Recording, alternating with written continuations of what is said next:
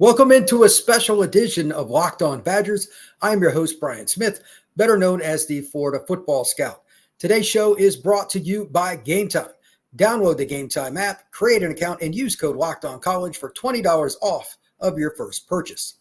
So why am I here and what am I doing? I am, obviously, if you've watched the show at all, a guy that comes on here quite often and talks recruiting. Well, my objective today specifically is to give you an overview of my thoughts about Wisconsin. I went back and watched quite a bit of the game against USC. I have some thoughts and concerns, both positive and negative, and about what they can do to get better as a program as a whole. That is the objective today. I'll also do a little bit of a preview for Purdue later this week.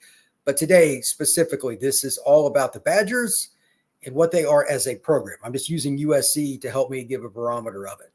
So first off, how good is Wisconsin right now compared to your expectations? Those are some of the things you should be thinking about position by position, not just as a whole, but like offensive skill talent, which I'll talk about first, D-line, linebacker, etc. Where is Wisconsin? I want to start with skill on the offensive side and kind of go through it from there. First off, Braedyn Locke. He's got a better arm than I thought. He doesn't have quite as many playmakers as I would like, but to be honest, I thought the receiving group was pretty decent.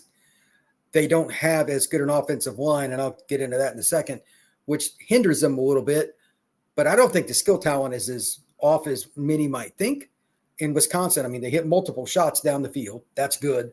Going over my notes, though, there are a couple of weird stats about this. They hit a 35-yard play and a 63-yard play, but didn't hit anything else over 20 yards. That's very unusual. They struggle up front against speed pass rushers, blitzes, stunts, etc. The O-line of old for Wisconsin is not present. That is going to take away from the skill talent because Braedyn Locke doesn't have as long to throw. Good job, by the way. Dan Lin, the defense coordinator for USC, is very good. He won't be in LA very long. He'll be in the NFL or a head coach in college. But he did a good job. They adjusted and absolutely cleaned Wisconsin's clock on the headsets in the second half. Again, they outscored them 28-0, both sides.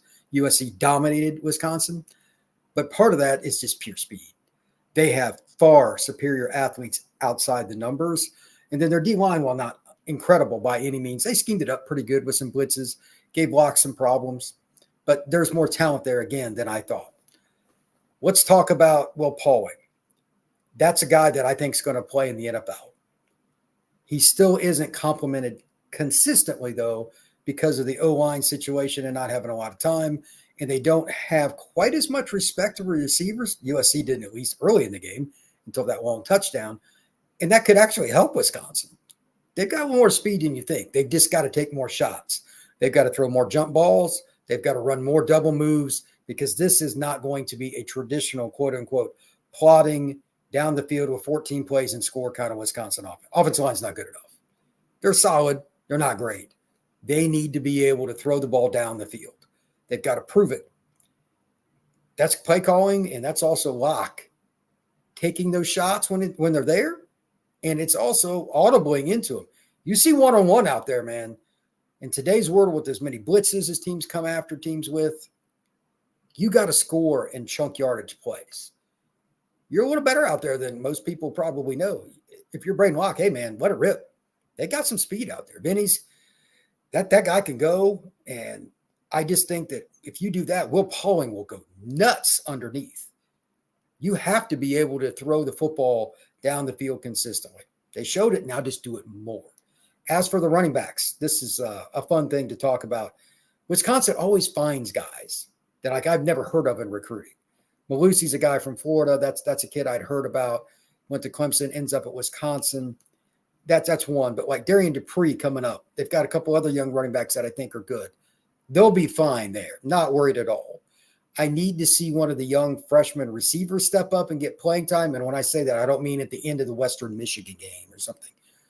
First half, meaningful reps, or else that's a red flag for me before the end of this season. They've got some juniors and seniors at receiver. Where are the younger guys? That is a definitive red flag for me. I know that coaches loathe young players that don't know the totality of the playbook. Too bad. Do it anyway. This team is going to be lucky to make a bowl game. You might as well get the younger guys in there. If I had to bet, I would say they wouldn't make a bowl game right now. Their schedule is not very friendly down the stretch, although this next game against Purdue is probably the easiest game they have remaining on the schedule. You need to play the young players, and I know coaches throw things, cuss, scream when I talk about that because they're always about right now. This team's not going anywhere this year. The schedule's not that good for them, and quite frankly, they've got a lot of holes. You need to play those young guys. So I'm curious to see if that happens. Moving to the defensive side of the ball. Secondary plays pretty well. Do they have the speed that I would like? No. But you have Xavier Lucas, who's probably the most physically gifted defensive back that, at least from watching one game out there, and that's what you need to do. You got to play guys like that. He's 6'1". It's a little easier to do that. He's got his kind of speed, and he's from American Heritage. It's a program every school in the country should recruit, from Seattle to New York to Miami to Dallas. If you're a school in that area, meaning basically anywhere, recruit him. Wisconsin got him away from Florida State and Miami. They need some more of that. But getting guys like him and maybe adding one more player from the portal a year for the defensive secondary, this team's going to be pretty good on defense in the back end. So that's the good news. The area that I'm concerned most about, without question, is one that I did not expect at all. And it's not that they're bad, but I'm just so used to them being elite. And that's the offensive line.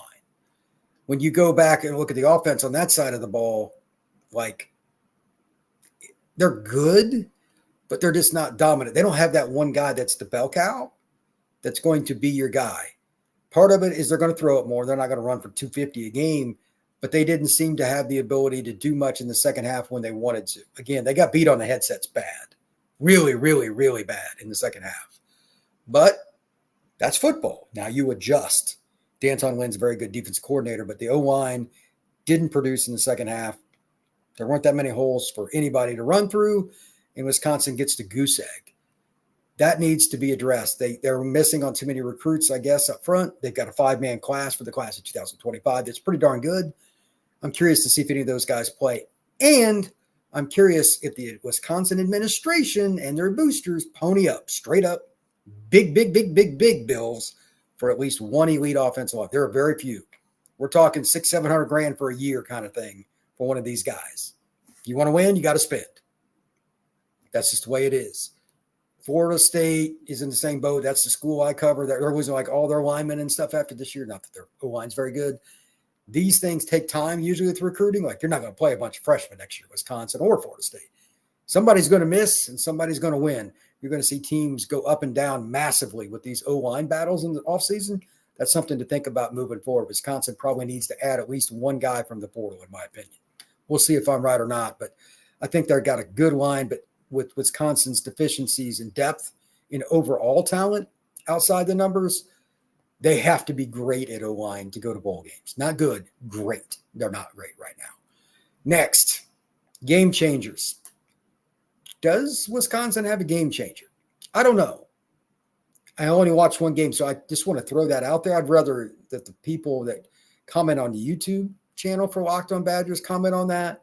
Will Pauling, I don't call it game changer. He's just really good at catching the football and running routes. Like, he knows what he's doing. But they have to be able to hit those shot plays. I talked about it a little bit. They've got, like, then he can run down the field and go by guys. Okay, that's great. You've got to be able to throw those more often, and they still need more guys that at the tight end position, they need a weapon there. When I say tight end, that's a loose term anymore. You could probably say the tight end position, when it's recruited well, is the best offensive weapon of any position, because there aren't many DBs over 6'1", kind of like Xavier Lucas, and tight ends are generally 6'3" or 6'4" at minimum. So if you have a true flex tight end that can stretch the field, it just kills teams. Look at what Georgia did with Brock Bowers, Michael Mayer at Notre Dame, etc. These schools that have those guys, there's no matchup for it. If you're in man coverage, good luck. Safeties and linebackers are not going to cover 250-pound guys that can run. They're not. Wisconsin does not have that guy that's truly an NFL elite tight end, in my opinion, for what little I saw. I need to analyze a couple more games, Purdue game in particular I'll dive into. But right now they stink when it comes to the big plays in the middle of the field. They got some outside the numbers, which I thought it would be the opposite. Now they got to hit plays in the middle of the field. The tight end is part of that. I'm curious to see that. When we come back, I want to talk a little bit about Wisconsin's depth. what you think. I'm going to ask you some questions, and I'm going to go through some drive chart stuff with the Badgers, because like the things that I'm talking about will make more sense once I do that. That's next here on Locked on Badgers.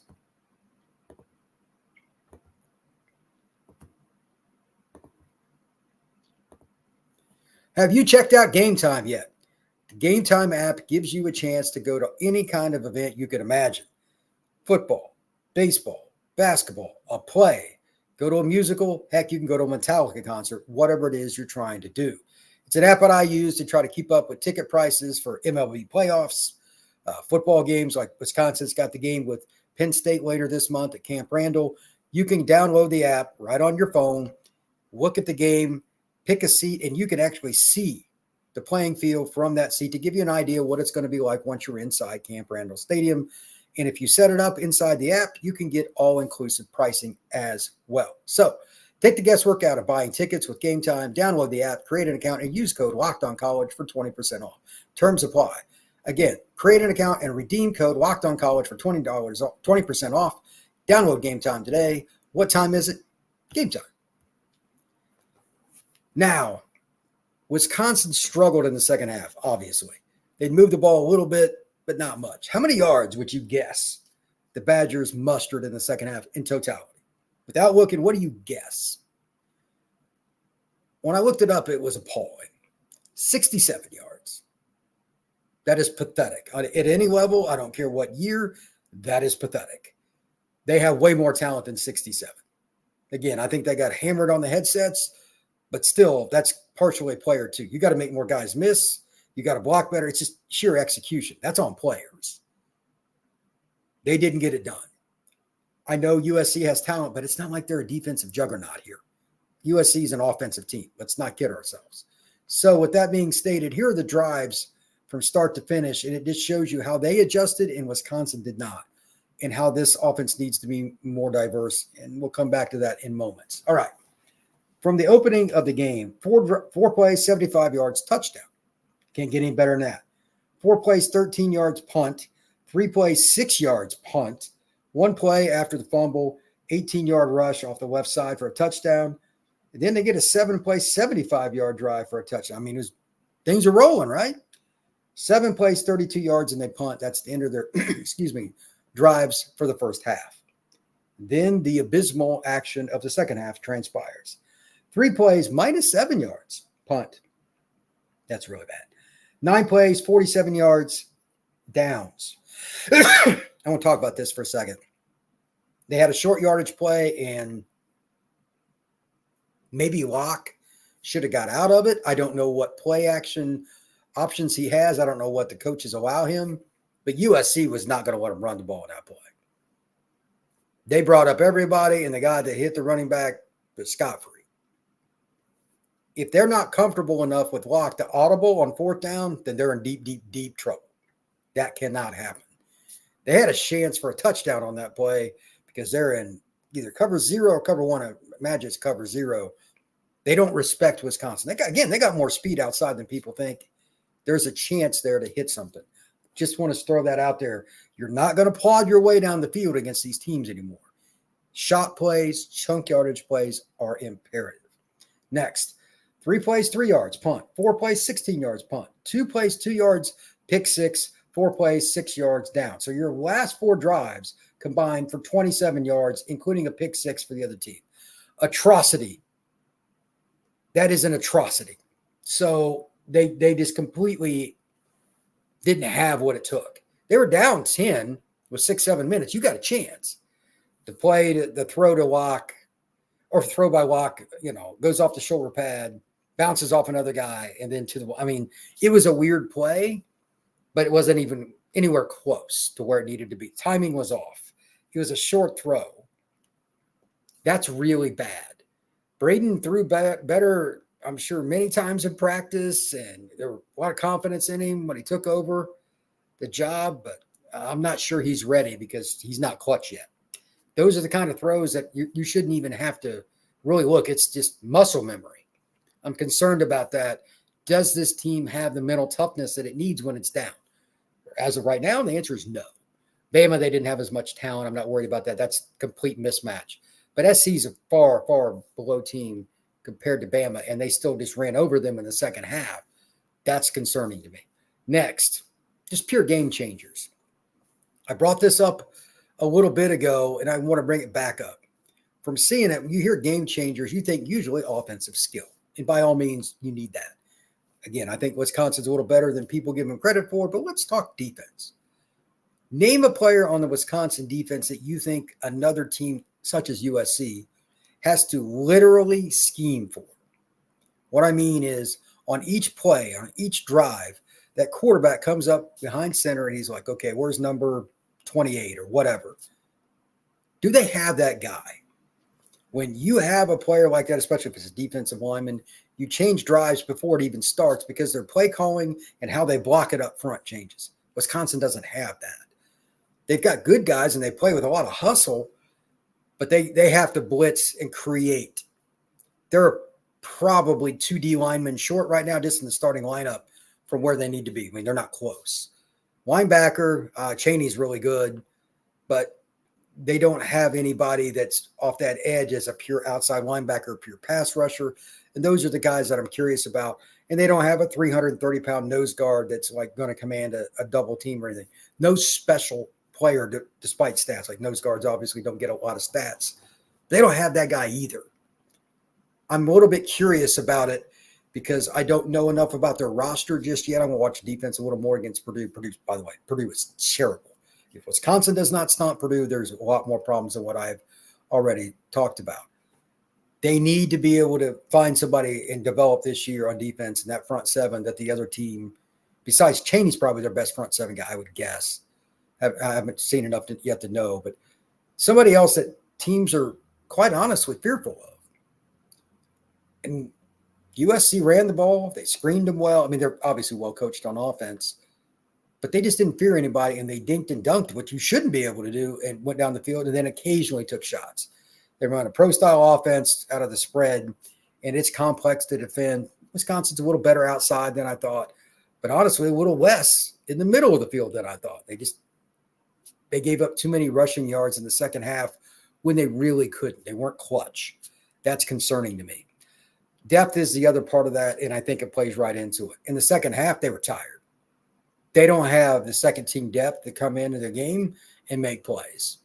I kind of expected that, but I mean, be outscored 28-0 is a product of your offense being on the field for very, very little time in the second half, the defense getting gassed, and then again, USC, give them all the credit. They have a very good staff and they got a ton of talent.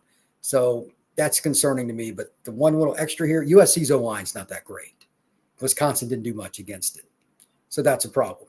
When we come back, I'm going to talk a little Wisconsin recruiting to kind of wrap up the show. This is an interesting situation because Wisconsin obviously has talent, but how much more do they need to get to a point where Badger fans are happy? That's next on Locked On Badgers.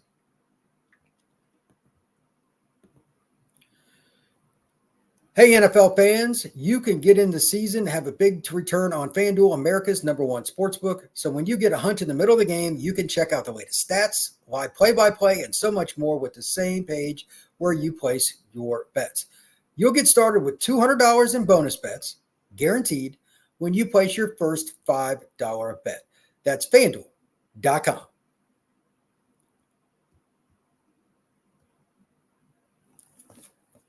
I've looked over the Wisconsin recruiting page, and I know some of the kids that they've recruited. I've watched film of a lot of them. Some of the episodes earlier this year that Ryan and I did when I came on the show with recruiting will help with some of the things I've talked about today. But again, my biggest concerns right now are, ironically, O-line, D-line, tight end, more in the middle of the field. I thought it was going to be outside. I think they got a little more hope there, got a little more talent at receiver, but it's upperclassmen. I don't know about the younger guys. They got to play him, man. They got to play him. And running back Dupree's good. The kid they got from Maryland last year, I think he'll be really good too at running back. I'm okay there. Quarterback, I want to talk about two things. I think if you're going to run this style of offense based on the coordinator coming from North Carolina, what they did, you need a quarterback that is willing to run He's going to get the bejesus beat out of him. It's college football, and it's a bigger guy. I don't think Braden can take those kind of hits. He's not big enough. They also need a guy that's more accurate, like that pass that's ended up being the weirdo pick six. That's unfortunate, but that's what happens in college football when you play teams with elite athletes, and quite honestly, just better athletes than you. They make that play, you don't. They were honestly pretty lucky. Branch might be the most dynamic receiver in college football at the slot position. Like he's incredible. They did a pretty decent job against him overall. I thought the game plan to keep him boxed in and kind of bracket him and whatnot was good, but they're not a team that's going to be able to do that every single week and then come up with that big play and get a pick six like USC did. Again, faster, bigger, stronger, more depth on defense for them. And that's what you're trying to get to, that next level, which is USC's defense. Then eventually get to the point you're elite defense again, like Wisconsin used to be. They need more speed on defense, and they got to get a game changer up front. I think that a few of their recruits, I think their D-line class is a little better than what people probably know. Petway, the kid from Penn State, I think he's really good. Telmack and some of the guys they got. I think the kid that they got from the state of Florida in Gainesville, the edge rusher, elite talent. He's super underrated, actually. Got a text about him the other day from one of my buddies that was at one of his games, completely unsolicited. He doesn't even know, like, talk about Wisconsin. He's like, this kid's elite. I'm moving him up in the rankings, blah, blah, blah. They're in good spot there. That's the good news. Now where's the elite corner? And I do mean elite. Where is the elite linebacker, et cetera, to help this team build? I think that it's going to be hard to get a lot of those kids because the state of Wisconsin doesn't produce a lot of talent. They're not going to win many battles against Michigan, Ohio State, Notre Dame, and Chicago against, again, for the elite players. They're not. So that leaves up a really big topic. How much is Wisconsin willing to spend with upfront money with NIL? And until that changes, I know it's right now it's not that high. Until that changes, I don't know if they can do some of the things that I'm talking about to take them to the next level. Right now, I think this is a 5-win football team. They're a little bit disappointing, plus the schedule's way harder than I thought it was going to be. Like Rutgers is better than I thought. Minnesota and some of these other teams are competitive. Iowa's better than I thought. They're going to be in a lot of really close games, and they may not make a bowl, but they might be better than they were last year. That's how much different that this schedule is. But that's going to be the norm with the Big Ten moving forward. Wisconsin recruiting has to improve, the staff in general, but they've got to get a few more elite guys, and then they're going to have to hit in the portal. It's not one or the other, both. Wisconsin will be a roughly 6-6 football program until that part is fixed. The schedule with adding schools from both the LA schools, UCLA, USC, and then Oregon and Washington, oh boy, that's a completely different level than playing in the former quote-unquote Big Ten West, which was abysmal. They're going to have to go against elite teams about every other week in terms of just raw talent. Whether or not they're good football teams, another story. But they're going to go against teams like USC that have speed all over the place, in addition to playing Penn State or playing a school like Michigan or Ohio State. Now, Indiana's got a good program. They've got a real coach. Michigan State's got a real coach. They're going to build. This is going to be much harder for Wisconsin. They need to figure it out and figure it out quite really fast, or they're going to get passed, and they're going to be kind of like Nebraska was, fighting to make bowl games. That's not what you want. Later this week, I'm going to discuss Purdue, a game that if they don't win that one, we're going to be talking about a lot of other things because they stink. Wisconsin must destroy, not beat, destroy Purdue. They're awful. They're the worst team in the Big Ten. That's the next game. Let's see what the psyche is like when we talk about that game later this week. I think that's an interesting topic because you have to be ready to beat a team that you're better. And if you don't have that mentality, all this recruiting stuff I'm talking about, portal isn't going to matter. We're going to find that out next time we come on the show. I'll talk to Ryan about that. I might do a show with him, but I am also going to do a preview for that as well. It's been Locked On Badgers. It's been a pleasure. Hope everybody has a good one. Take care.